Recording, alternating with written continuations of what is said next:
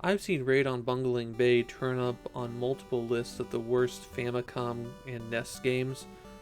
I can kind of understand why. It started out as a Commodore 64 game, and computer games in the early 80s often demanded a bit more work from the player than the typical console game. You were expected to read the manual to know what to do. Bungeling Bay, and it is Bungeling, not Bungeling Bay, it doesn't tell you what your goal is or what to do. There's no gameplay flow that pushes you in a particular direction. You're supposed to know that before you start, and then find your own way to complete those goals. Which isn't to say Bungeling Bay is an overlooked masterpiece. Even the game's creator Will Wright says, I don't know why everybody's here, because this is a talk about a really old, kind of mediocre game. it's just Bungeling Bay is a game with ambition. It doesn't really succeed in those ambitions, but it tries. In the game, you're on a helicopter raid to destroy the weapons factories of the Bungeling Empire. They're a Caribbean island nation who are armed to the teeth and seem to consist entirely of industrial landscapes. The box and manual assures us that they're all robots, just so we know that we're not killing any human beings. You launch the game from a carrier, which is always steaming north through the island chain, and then you have to hunt through the islands for the weapons factories. There's 6 of them in all, and you'll need to bomb them to complete your mission. It actually kind of reminds me of the Strike games that would come out 10 years later. Bungeling Bay's claim to fame is that the world is not static. The Empire does not sit there and wait for you to show up. Instead, boats are constantly bringing resources to land, tanks are taking those resources to the factories, and the factories are turning out more weapons. Theoretically, if you disrupt those supply chains, then you can make your life a lot easier.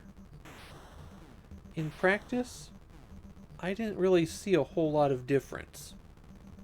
It doesn't feel like there's a connection between attacking the ships and preventing additional turrets or jets from showing up. Maybe if I was willing to dedicate a lot more time to playing this one, I'd be able to tell the difference. But it's really hard to work up a lot of enthusiasm for Bungeling Bay.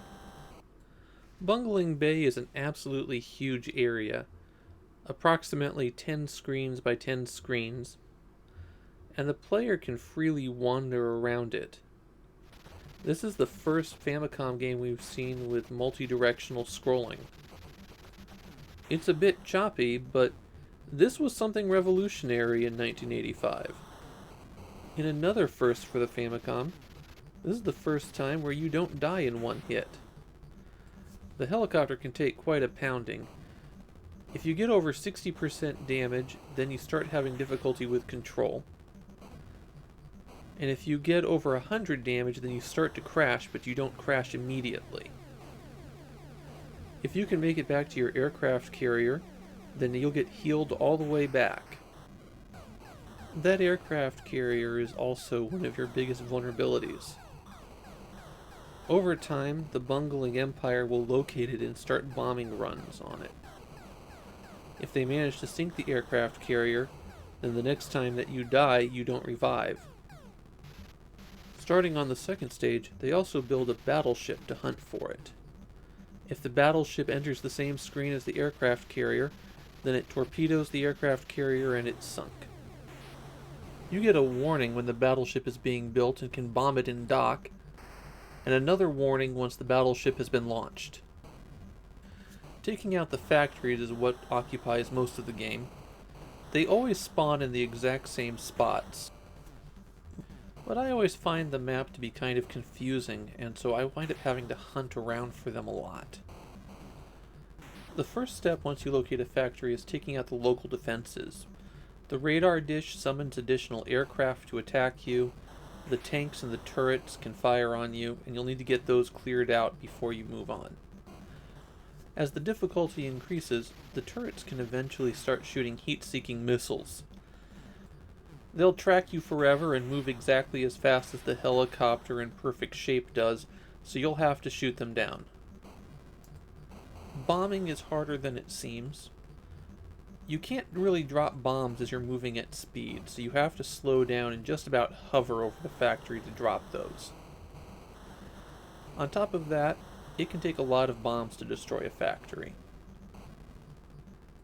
As you destroy factories, their defenses improve, and so there will be more things around you to attack, but also the factory becomes more fortified and it takes more bombs to destroy them. You can only carry 9 bombs, and typically before you've hit the 3rd factory, it will take more than 9 bombs to destroy it. So what you'll wind up having to do is bomb the factory with a full load, go off to reload the bombs, come back, bomb the factory again till it's destroyed, go back and reload. Technically, you don't have to go back to the aircraft carrier to reload. You can land on these Broderbund symbols near this airstrip. They'll refill your bombs, but won't repair your aircraft fully. On top of that, if an enemy contacts you while you're at the airstrip, it'll destroy you instantly. It takes extra time to take off and land there as well, so I find it better to just fly back to the aircraft carrier. It's usually a shorter trip, and you get fully repaired for it. As the Bungeling Empire becomes more aggressive, they'll start attacking the aircraft carrier, and you'll have to shoot down the bombers that are attacking it before you can land. When you see that alert, it means that they're attacking, so you should head back to the aircraft carrier immediately. Sometimes you'll get the word special when you destroy a factory, and the aircraft carrier will change colors. All that means is that you get a point bonus when you land on the aircraft carrier. The difference between Game A and Game B is that Game B starts on the 3rd round. The 3rd round is roughly as difficult as the original computer game is, so if you want a challenge, that's the mode to go for. The first round in Game A doesn't have the battleship, it doesn't have heat-seeking missiles, so it's much easier to complete. There is a 2-player option, and it's actually an asymmetrical multiplayer. One player controls the helicopter, the other player controls the Bungeling forces. They can control the turrets, fire their shots at missiles at the player. On the Famicom version, player 2 can shout into the microphone to call in airstrikes. Apparently, that feature was added just 2 days before the game was shipped to manufacturing. And it makes Bungeling Bay the first game to use the microphone on the Famicom. Bungeling Bay was a pretty big hit for Hudson. It sold over 800,000 copies on the Famicom. Only around 20,000 copies of it were sold on the original Commodore 64 platform, so that was quite a boost. And take a good look at the Bungeling Bay box. There's Will Wright's name right on the cover. As far as I'm able to tell, that's the only time this happens on the Famicom. Bungeling Bay is a game that has a lot going on in it, and none of it is presented well to the player. It's hard to identify the factories and locate them. It's hard to tell the connection between the resource collection and development. It's hard to tell when aircraft are going to spontaneously shoot in from the side of the screen and knock you down to the sky instantaneously. It's historically interesting as the first work from a major game developer, but it's also really hard to sit down and play these days. It's better than its reputation, but that's because its reputation is so abysmal.